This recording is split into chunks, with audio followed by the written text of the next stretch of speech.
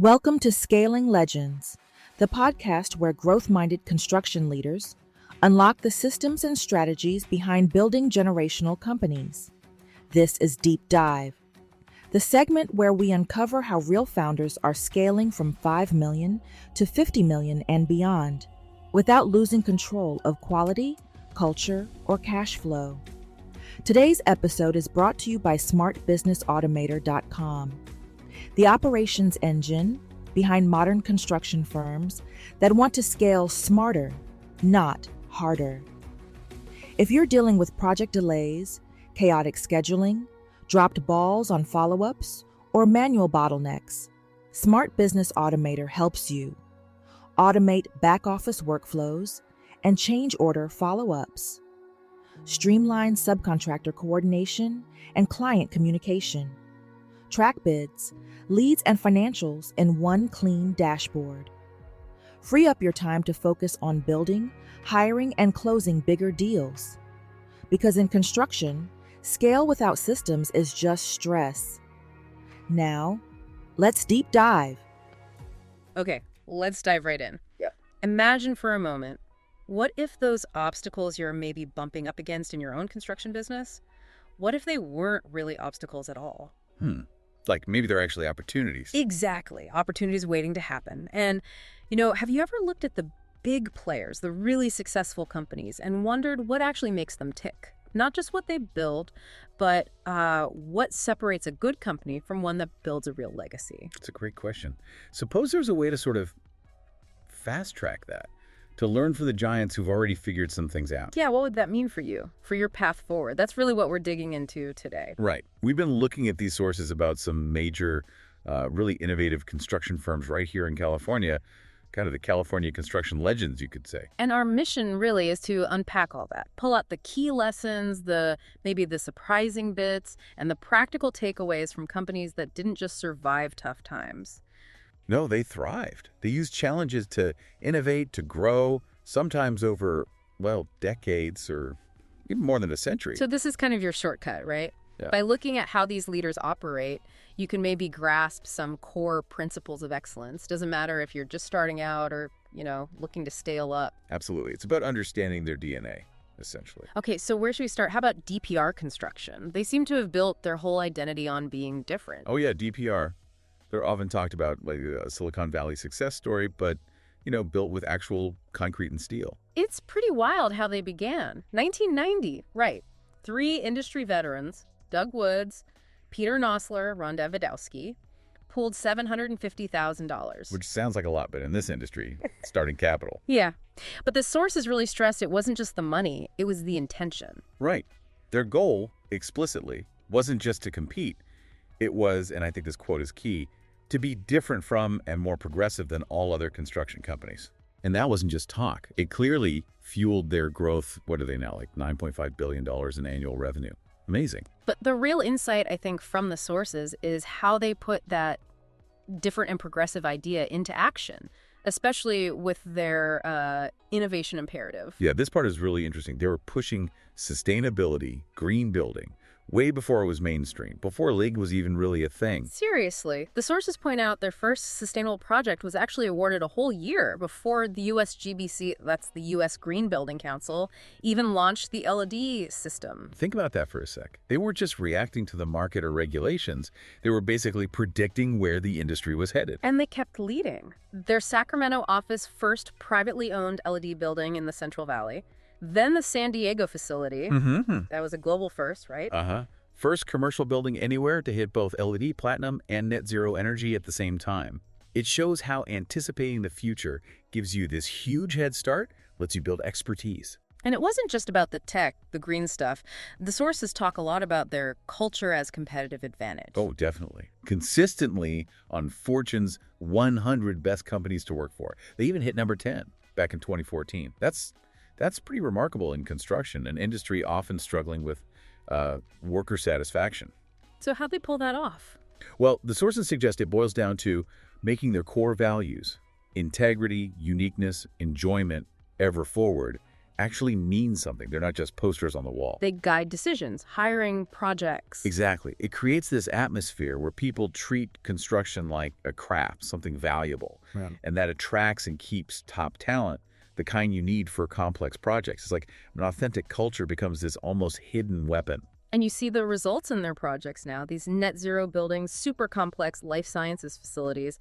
That Gentech one won a big award, didn't it? Yeah, Facility of the Year, I think. Plus those huge tech campuses. They're literally building the spaces where, major advancements in health and tech are happening. So, bringing it back to you listening, DPR started with this deliberate choice. Be different and progressive. How does that idea resonate? Defining your own unique approach, embedding values and innovation right from the start. How does that fit with your goals? That initial intentionality? Yeah, it's powerful. Definitely a big lesson there. Okay, let's shift gears. From that intentional difference to maybe resilience and sheer longevity, let's talk Swinerton. Swinerton, wow. Since 1888, that's 137 years. Incredible, right. And the sources paint this picture of just constant evolution. Their origin is tied right into California history, the 1906 San Francisco earthquake. The big one, yeah. So amid all that destruction, Swinerton's early buildings, which used pioneering steel-reinforced concrete, they actually stood firm. Which must have been huge back then. Yeah. The sources frame it like that wasn't just about good engineering, it was proof of their quality, their resilience, right when it mattered most, like a defining moment. Yeah, it forged their resilience blueprint, as the sources call it. Surviving over a century, it's not about dodging trouble. It's about constantly reinventing yourself. You see that in how they handled the Great Depression, for example. Private work dried up, so they pivoted, strategically moved into government projects. Adaptability wasn't just a nice idea, it was survival. And a huge part of their story, their evolution, is employee ownership since 1976. Right. And the sources make it clear this isn't just about sharing profits. It changes the whole mindset. When your employees are owners, they think long-term, they care about the collective win. Leads to more loyalty, more innovation. Seems like it. Well, It's a powerful way to make culture scale. And when California throws its unique challenges at you, seismic stuff, environmental rules, labor dynamics, Swinerton's response has often been innovation through adversity. they didn't just comply, they led. Over 200 LEED projects. They started a whole renewable energy division. And their Timber Lab subsidiary, they're basically pioneers in mass timber, especially out here on the West Coast, using engineered wood for structure. It's a game changer for sustainability. They didn't just endure challenges, they innovated right into new markets. So today, their modern mastery is about building these cutting-edge projects, luxury high-rises, complex campuses, hospitals, but with this blend of, tech startup efficiency and deep historical wisdom. And their size proves it works. 23 offices, over $4 billion in revenue. It shows that a genuine culture built on real values and shared ownership actually can scale up massively. So thinking about Swinerton, their story is all about embracing challenges, constantly reinventing. How does that resonate with you? Maybe diversifying when things get tough or building loyalty through something like employee ownership. How could that build resilience in your business? Yeah, real lessons in weathering storms there. Okay, so from buildings that last, let's move to what connects everything. Infrastructure, transportation. Let's talk granite construction. Granite. Definitely the infrastructure specialists, the sources are pretty clear on that. They ranked #1 in transportation construction in California by ENR, that's Engineering News Record, a big industry tracker, for 2 years running. That's a huge deal. They're basically who California calls for the really tough, critical transport jobs. Their specialty, what the sources call the transportation revolution, that's their edge. Instead of trying to be everything to everyone, they mastered the hardest stuff. Retrofitting bridges for earthquakes, building smart highways.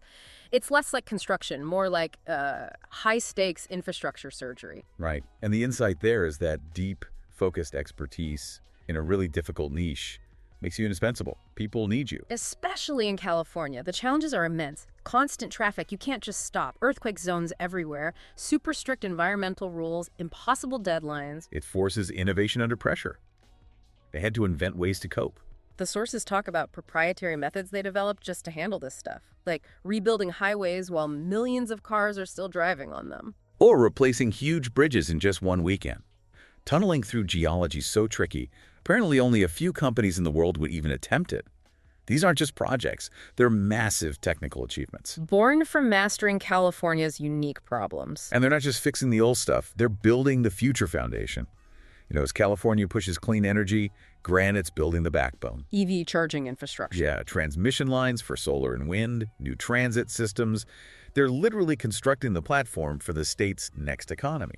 Granite really shows the power of picking a lane, going deep, and becoming the absolute expert, developing solutions others can't. How does that idea strike you? Finding a niche, maybe a really tough one, and developing unique ways to solve those specific problems for your clients. Mastery through focus. It's compelling. Okay, finally, let's look at scale. Massive scale. Turner Construction, specifically their California division. Right, Turner. Biggest construction company in the U.S. overall.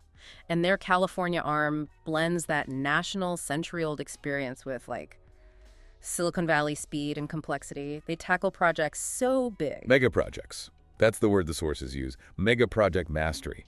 Turner, California takes on jobs others just won't touch because of the scale, the value, the sheer complexity. Billion-dollar tech campuses, state-of-the-art hospitals, huge entertainment venues. And the complexity is so high, the sources mention projects where they literally had to invent new construction methods just for that one job. Wow. Okay, handling that level of complexity, especially in tech-heavy California, you need serious sophistication, which brings us to their technology integration. Yeah, they don't just use tech. It's woven into everything they do. The sources mention things like virtual reality walkthroughs for clients. So clients can see it before it's built. Exactly. Using drones for site monitoring, AI to predict potential delays, and, crucially, advanced BIM building information modeling. BIM lets them build it digitally first, right? Find clashes, plan logistics. Before they even dig a hole.